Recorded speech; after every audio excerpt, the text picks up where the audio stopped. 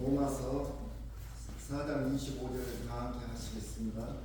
예수는 우리가 범죄한 것 때문에 예수님이 되고 또한 우리를 의롭다 하시기 위하여 살아나셨느니라. 아멘.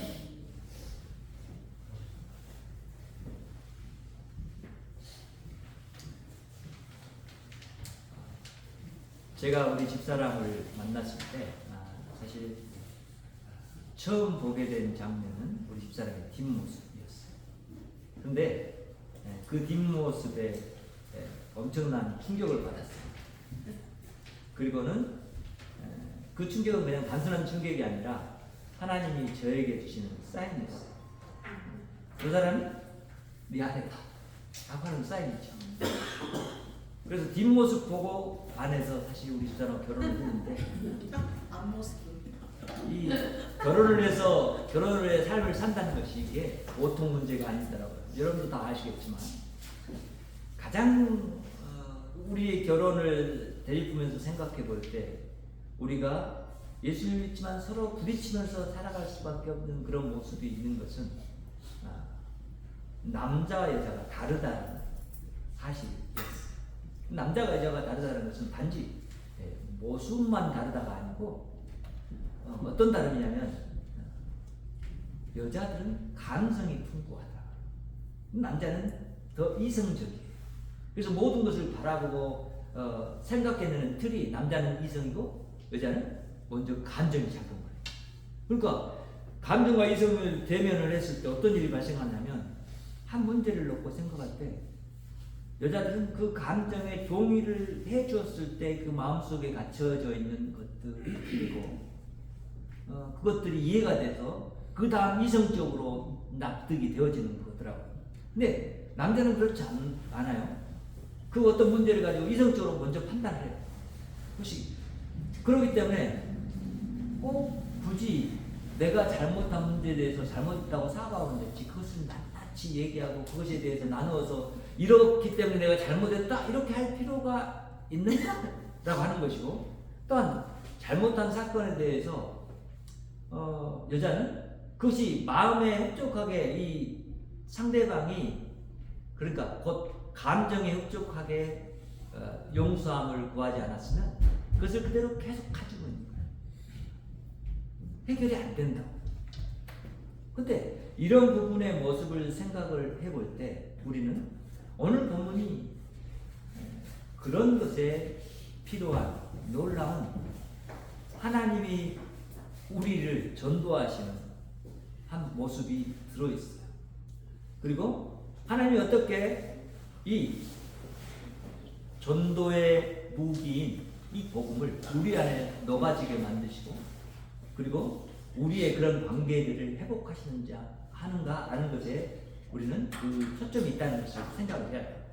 그러니까 이 말씀, 우리가 읽었던 본문의 말씀은 사실은 우리가 남자고 아니 우리가 여자고 하나님이 남자라면 이것은 하나님이 신부에게 화해를 요청하는 거예요. 그 이야기예요. 그래서 우리는 이 말씀을 대할 때 그런 하나님의 그런 마음과 생각을 읽어낼 줄 알아야 되고 우리가 전도를 행할 때 그런 하나님의 마음으로 이웃과 세상을 향해 나아가서 전도를 해야 돼요.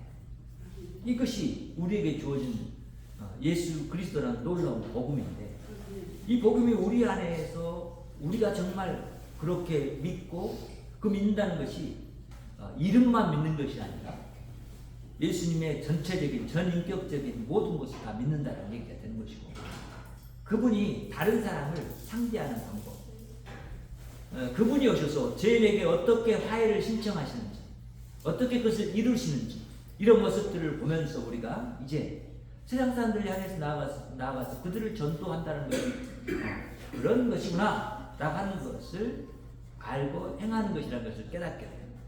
전도는 예수 믿으세요 라고 하는 말에부터 시작일지 모르지만 그것만 국한되어 있지 않다는 것이죠. 그래서 우리는 그 부분을 좀 더 자세하게 풀어서 사람들에게 설명할 필요가 있는 거죠. 전도를 할 때는 우리는 복음을 반드시 말을 해야 돼요. 이 복음이 어떤 복음이냐라는 것에 대해서 바울은 자기 생각을 오늘 본문을 통해서 나타내고 있는 거예요. 어떻게 나타냅니까? 첫 번째는 예수님의 죽으심입니다. 예수님이 왜 죽었어요? 여러분 아셔요? 잘 알고 계시죠? 왜 예수님이 죽으셨나요? 예수님은 사람들에게 자신이 가까워지려고 하는 한 노력으로 죽으신 거예요. 그러니까 그 이야기는 뭐냐? 사람과 하나님이 가까워질 수 없는 요소가 사람 안에서 있었던 죄로 말미암아서 하나님과 관계가 단절되었기 때문이라는 거예요. 근데 그 단절된 관계를 이어줄 수 있는 분은 누구예요? 예수였다는 거예요. 그래서 하나님은 오래전에 야곱에게 하늘과 땅을 이어주는 존재에 대한 그 꿈을 꾸게 했어요. 야곱이 그런 꿈을 꾸고서 이제 그가 그 인상 깊이 가지고 있었던 이 사닥다리의 이상, 꿈, 하늘과 땅을 이어주는 존재, 그 존재에 대한 이 이야기를 우리가 보게 되는데 그 이야기는 바로 이런 거예요. 범죄한 인간들에게, 하나님과의 관계의 단절 속에 있는 인간들에게 하나님 스스로 하늘에서 사닥다리를 내려주셔서 그 사닥다리를 통해서 천사들이 오르락 내리락 하는 것처럼 우리 하나님 안에서 이 사닥다리에 의지해서 하나님과 관계가 단절돼서 하나님의 경계와 이 땅의 경계가 무너지고, 그리고 하나님과 사람의 관계가 회복되고 하나님과 세상의 관계가 회복되는 것에 대해서 미리 보여주신 꿈이었던 거예요. 그 일을 하는 이 사닥다리의 존재는 뭐냐? 바로 예수님이시다. 그래서 우리는 그런 예수님을 생각할 때, 그래서 지금 본문이 말하고 있는 것은 예수는 우리가 범죄한 것 때문에 내줌이 되고 이렇게 말을 하는 거예요. 예수님이 죽으신 이유는 뭐 때문이라고요? 나와 여러분의 죄 때문이고 세상 모든 사람들의 죄 때문이고 세상 모든 피조물들의 어그러짐 때문에. 그러니까 하나님하고 관계가 단절됨으로 말미암아서 피조물들이 하나님의 자리에 올라가 있는 상태가 되어버렸죠. 무슨 얘기냐면 사람이 큰 돌멩이를 보고 그걸 신으로 섬겨요. 이건 신이 아니라 하나님 지으신 피조물인데, 하나님이 돌부처나 무슨 동부처나 이런 것들을 만들고 섬기는 사람들을 바라보죠. 근데 그것이 다 뭐예요? 피조물이에요. 하나의 물건일 뿐이란 말이에요. 하나님 주신 것들 뿐이에요. 근데 그런 것들을 신이라고 여기면서 섬겨요. 자, 이런 상태가 어떤 상태예요?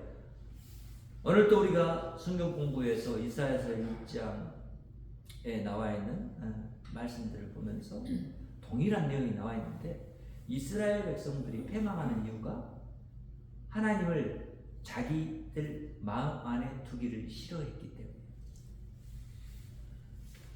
사람들이 세상을 따라갔기 때문에, 세상을 따라서 쫓아가는 그 모든 우리가 추구하고 있는 그것들이 우리에게 우상이 될 수 있는 거예요. 하나님은 그것을 싫어해요. 이런 이야기들이 사실 이 속에 숨어 있는 거예요. 그런 것을 도저히 벗어날 수 없기 때문에 하나님은 어떠냐면 아브라함에게 주셨던 이 언약과 그리고 이스라엘에게 주시고자 하는 이 하나님의 이 언약의 발전 가운데서 그들에게 주신 한 방법이 뭐냐면, 너와 나의 관계를 한번 회복해보고 한번 이것을 바꿔보자, 우리가 그것을 해볼 수 있을까? 라고 해서 주신 것이 율법인 거예요. 율법은 우리에게 주어져서 하나님이 하나의 중재 역할을 하게 한 거예요. 하나님 말씀대로 살아봐라. 이제 다시 너희들 한번 살아봐라. 살 수 있니? 이렇게 한 거예요. 근데 그런 그들이 하나님의 말씀대로 율법을 따라 살지 못했어요. 그러니까 율법은 오히려 하나님이 살리려고 하는 그 의지하고는 상관없이 사람을 죽이는 역할을 했다. 율법은 죄를 말하잖아요. 야, 내 부모를 공경해라? 공경하려는 죄야? 그렇죠. 하나님을 섬겨라? 하나님 섬기지 않으면 죄야? 죽는 거야, 다. 죄를 보면. 그러니까 율법을 하나님 주신 이유와 다르게 율법의 기능은 사실은 사람들로 하여금 죄를 깨닫게 하고 죄가 무엇인지를 알게 되므로 말해서 그 죄를 해결할 방법에 그 접근해가는 삶을 살아가도록 이끌려고 하는 것이죠. 그들 안에 그래서 나는 이 율법대로 살 수 없습니다. 그리고 나는 이 율법이 자꾸만 나를 죄인이라고 나를 지적하고 나에게 상처를 주고 아픔을 주고 있습니다. 난 도저히 하나님 이 상태에서 율법이 말하는 대로 살아갈 수 없는 존재입니다 라고 하나님 앞에서 하나님은 고백하기를 원했어요. 사람은 죄에 물들어서 죄가 얼마나 큰지 그런 사실들을 깨닫지도 못하고 그저 눈먼 맹인처럼 말씀을 바라봤을 때도 그 말씀이 뭔지 모르고 이것이 마음에 들어가도 그 마음에서 이게 받아들이지 않고 숨겨나가게 되니까 그들 안에 자리한 것은 자기들이 만들어내는 하나님만 그들 안에 가득했던 거죠. 그것이 죄인 거예요. 이런 범죄에 대해서 이야기를 하는 거예요. 이 범죄 때문에 이제 하나님의 백성들이 하나님 안에서 온전하게 하나님과 관계를 회복하지 못하고 사는 그런 삶 때문에 하나님은 우리들이 누구라고? 자신의 백성이라고 알기 때문에 그렇게 만들었기 때문에 그렇게 돌아오기를 바라는 거죠. 그래서 죄의 문제를 해결하지 않으면 하나님과 사람 사이의 관계가 회복될 수 없고 화해가 이루어질 수 없어요. 그래서 하나님이 예수님을 보내주셔서 십자가에서 달려들게 하신 거예요. 그러니까 이 화해는 놀라운 화해인 거예요. 그래서 예수님이 십자가에 못 박힌다는 사실은 거기 인간 예수만 못 박힌 게 아니라 하나님 자신도 그게 못 박혔다는 거예요. 그런 놀라운 하나님의 화해 방식을 통해서 하나님과 우리 사이가 죄의 문제로부터 해결함을 받고 가까워지게 돼서 그 가까워짐 안에서 하나님하고 우리가 교제하는 새로운 관계 속으로 들어가게 되었다는 거예요. 그래서 전도를 할 때는 반드시 이 부분을 얘기하는 거예요. 사역에서도 이제 그 부분을 지적하는데 전도하는 하나의 방법이에요. CCC가 전도하는 방법인데 모든 사람이 죄를 범했으니까 하나님의 영광에 이르지 못했다. 근데 하나님은 독생하신 아들 예수 그리스도를 보내서 이 땅 가운데 오시게 하셔서 구원하셨다 이 말이죠. 그래서 우리는 이 편과 저 편 하나님 편에 너무나 큰 이 수렁이 있는데 그 수렁에 우리는 이 죄가 있는 상태에서 이 하나님께로 갈 수 없었는데 거기에 하나님이 예수 그리스도를 보내서 죄를 담당케 하신 이 수렁을 건너갈 수 있도록 하셨다는 그림으로 설명을 해줘요. 보세요. 우리가 죄의 상태에 있다면 우리는 하나님과 온전히 하나가 될 수가 없어요. 그렇죠. 그 말은 뭐냐면 하나님과 관계가 회복될 수가 없어요. 좀 더 이렇게 말해볼게요. 여러분과 자녀 사이에 뭔가 거치는 것이 있다면 여러분 그 마음에서 해결되어지기 전까지는 어떻게 해요? 그 자녀와 온전한 그런 상태의 관계를 유지할 수 없어요. 마음에 껄끄러움이 남아있어요. 그러니까 그것이 나는 안 그렇다고 말하지만 내 마음속에서 계속 작용하고 있기 때문에 어떤 사람을 볼 때 그 안경이 내 안에 내 마음에 끼어져 있어, 내 눈에 끼어져 있어서 그렇게 보게 되는 거예요. 그러니까 범죄한 사람들의 눈에는 그 쓰여진 안경이 다른 사람을 볼 때도 다 그렇게 보여지는 거예요. 그래서 그런 관계를 좁히려고 하는 이 노력이 어려워져요. 어려워진 걸 아신 하나님이 예수님을 보내신 거예요. 우리 수준으로는 도저히 그 다리를 건널 수 없고 그 간격을 메꿀 수가 없어요. 그래서 예수님을 보내셔서 단지 보내신 것이 아니라 우리 그 죄의 문제를 해결하고 하나님과 우리의 관계가 하나님 안에서 온전히 회복됨을 위해서 그렇게 일하시는 모습이 예수 그리스도의 십자가의 죽으심이다. 그러니까 우리는 하나님은 우리 안에 있는 조그만 호리의 죄와 잘못도 다 용서하셨어요. 이렇게 선포해 주시는 거예요. 그래야만 우리는 사실 실제로는 우리 육신을 가진 우리가 그 단계에 이르지 못했지만 하나님이 사람의 자리로 내려오셨어요. 그러니까 우리는 사실 이 자리에서 더 내려갈 수 있는 데가 없어요. 우리는 하나님 아니기 때문에. 그러니까 여러분이 피조물처럼 하나처럼 되려고, 다른 피조물처럼 하나님의 형상을 가진 여러분이 다른 피조물처럼 되려고 하는 그것 자체도 어려워요. 힘들어요. 할 수가 없어요. 하나님은 그래서 그런 기준이 있는 거예요. 하나님이 온전하시기 때문에 우리가 온전하지 못하면 하나님은 우리가 완전하게 하나 될 수가 없어요. 그러니까 어떻게 해요? 하나님이 직접 나서서 하나 되지 못한 요소들을 제거해 주시고 그것이 우리의 모든 죄를 제거해 주시고 그런 하나님을 경험한 우리가 다른 사람을 바라볼 때 예수님이 당신의 죄를 용서해 주시기 위해서 죽으셨습니다 라고 말을 할 때 거기에는 단지 그 말을 말로만 내뱉는 것이 아니라 내가 그 사람과 관계 속에서 범한 죄에 대해서 고백하는 거예요. 그리고 그 사람에게 다가가기 위해서 그렇게 한 거죠. 저도 죄인입니다. 그런데 당신도 죄인입니다. 그래서 이런 모든 죄인들을 구원하시기 위해서 예수님이 십자가에서 죽으셨습니다.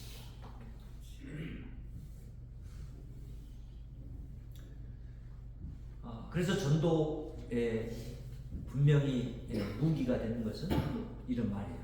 진리고 이 진리, 죄에 대한 선포, 예수 그리스도가 십자가에서 죽으신 진리잖아요.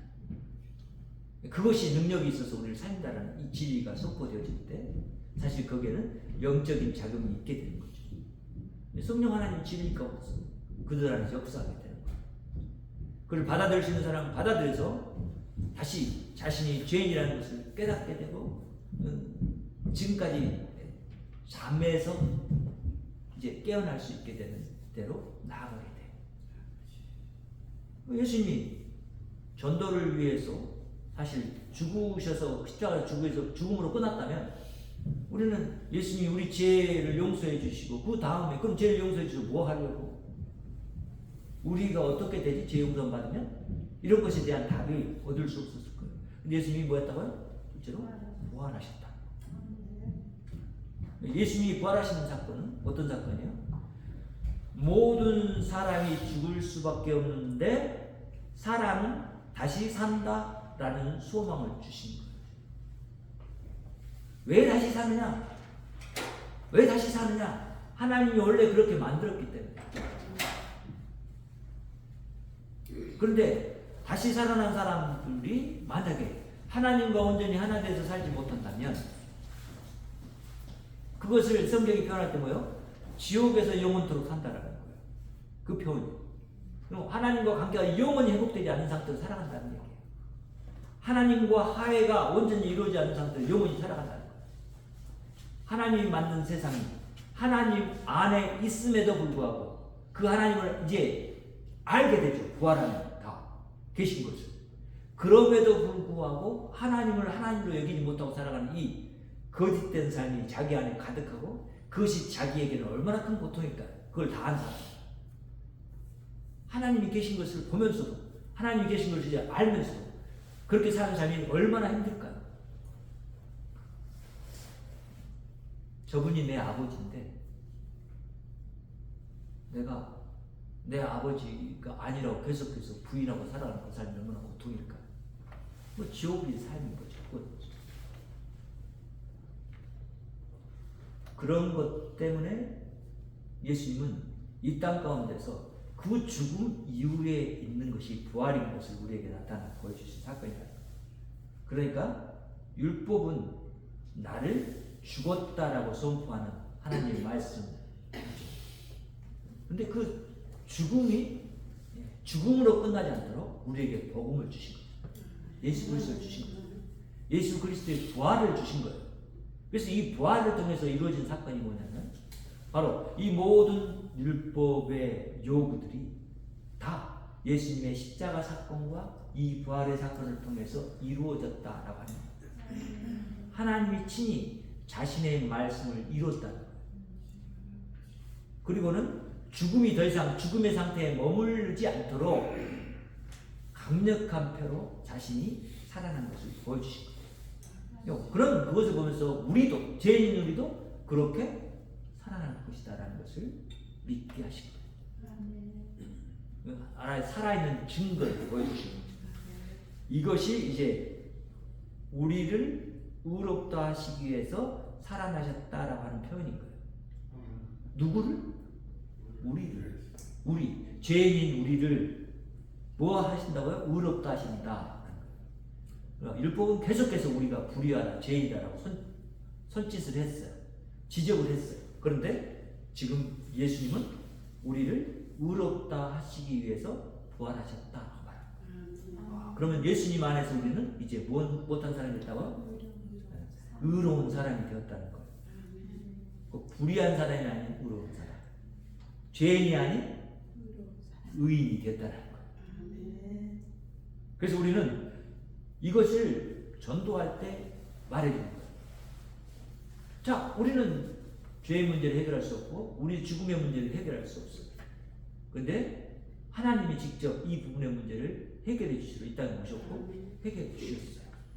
그래서 하나님과 우리 사이의 관계의 단절을 이제 회복시켜 주셨어요.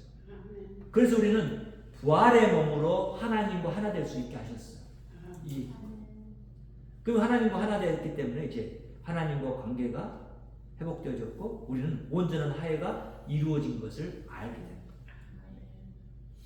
그러니까 이런 화해를 통해서 하나님은 우리 안에 있었던 모든 하나님과 결별할 수밖에 없었던 요소들을 해결해 주셨고 그 일을 이미 2000년 전에 이루셨다라고 하는 생각이 이제 우리 안에 있게 될 때 우리는 뭐가 생겨요?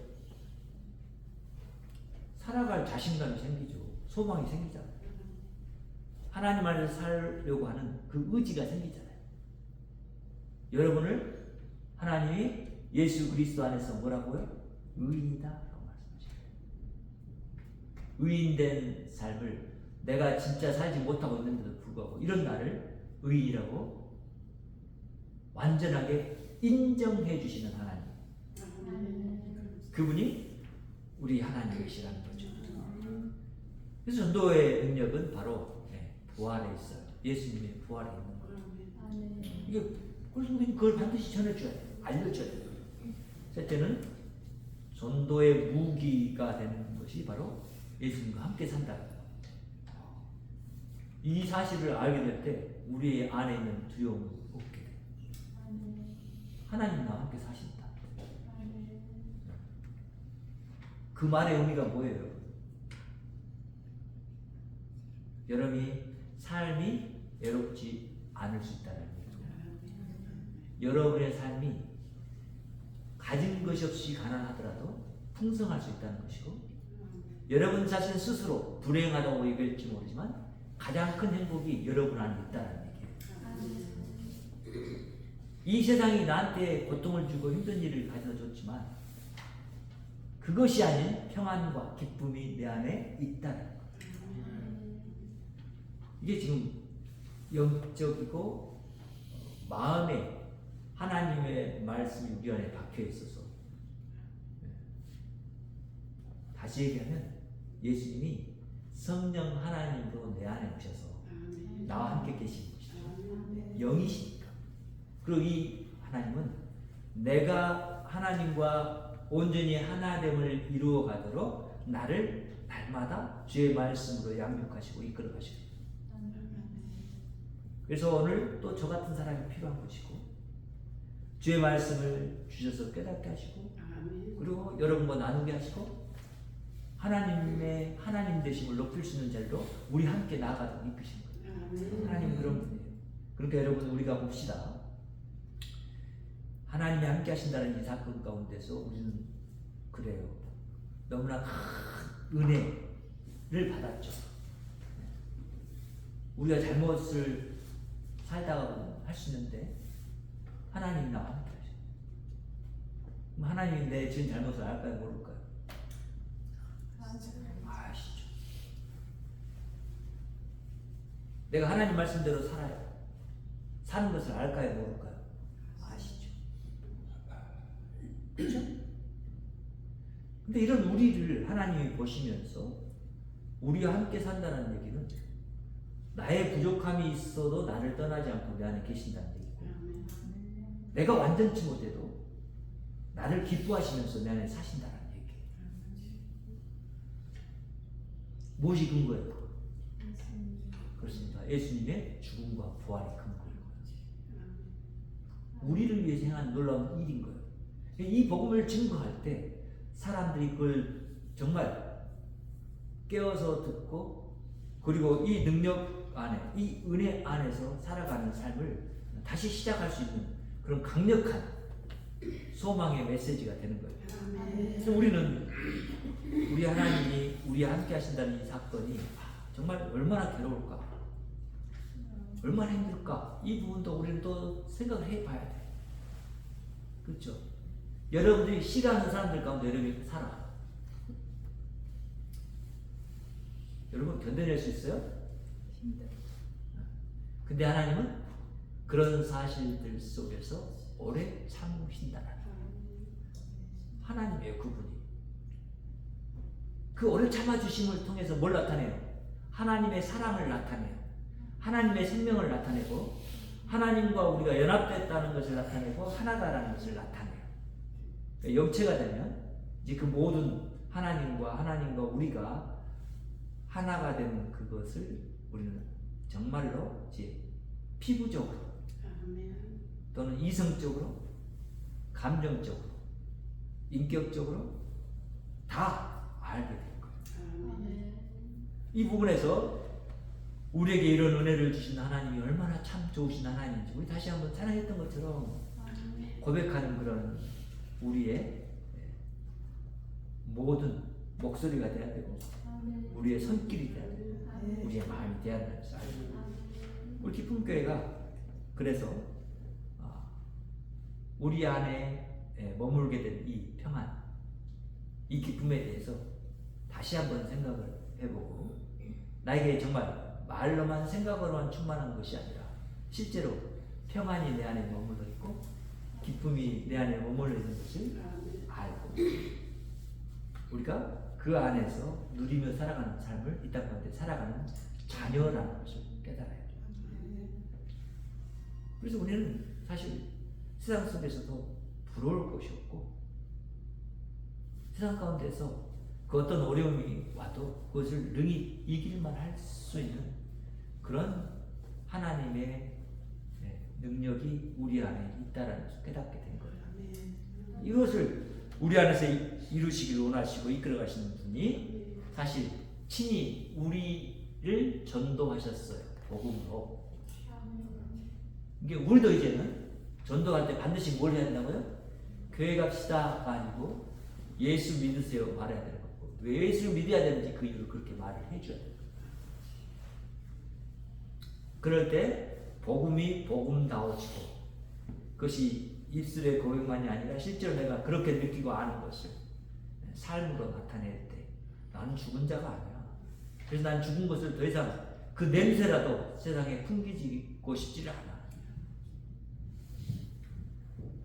여러분 그래서 이 냄새 안 나라고 이빨 닦잖아요. 그렇죠?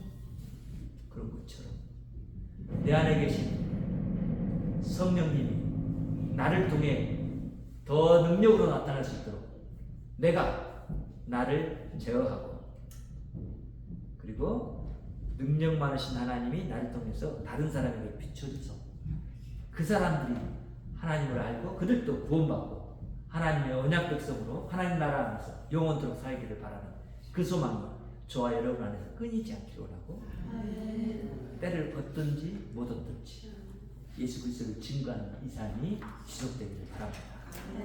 하나님 감사합니다. 오늘도 우리가 하나님 안에서 하나님의 놀라운 능력을 바라보고 또한 하나님의 크신 은혜 가운데서 주를 대합니다. 하나님, 우리가 도저히 이룰 수 없는 진실한 하나님의 경지에 우리를 예수 그리스도를 통해서 이르게 하시고 하나님 깨우쳐 주셔서 감사합니다. 하나님, 우리가 진리 가운데 자유하며 행복하게 살 수 있도록 이끌어 주시니 감사합니다. 하나님, 우리 성도들이 진실로 마음 안에 있는 모든 닫혀져 있는 그런 경계들을 허물 수 있도록 역사해 주시옵소서.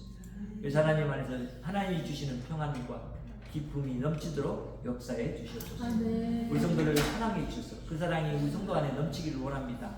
예수 그리스도의 풍성한 받은 사랑이 하나님 우리 가운데서 역사되기를 원합니다. 주님 밖으로 나타내기를 원합니다. 주님 인도해 주시고 이끌어 주시옵소서. 우리 주님의 크신 사랑을 찬양하며 영광 받으실 분은 오직 우리 삼위일체 하나님 것을 고백하고 예수님의 이름으로 기도합니다. 아멘. 이제는 우리 주 예수 그리스도의 은혜와 하나님 아버지의 무한하신 사랑과 성령님의 내리 역사 교통 충만하신 오늘도 전도의 무기인 복음을 두고 세상에 나가 증거하기를 소망하는 여기 머리 숙인 주의 귀한 백성들의 머리 위에 가정 위에 직장 위에 이웃 위에 지역 위에 나라 위에 교회 위에 지금부터 영원토록 함께 계실지어다. 아멘.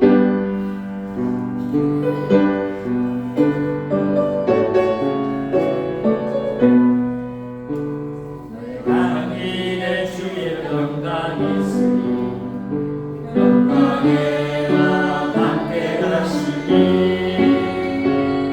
너의 걸음 걸음 주 인도하시니 주의 강한 손을 이끄시니 너의 강인의 주의 영광이 있으니 영광의 주 함께 가시니 내가 받는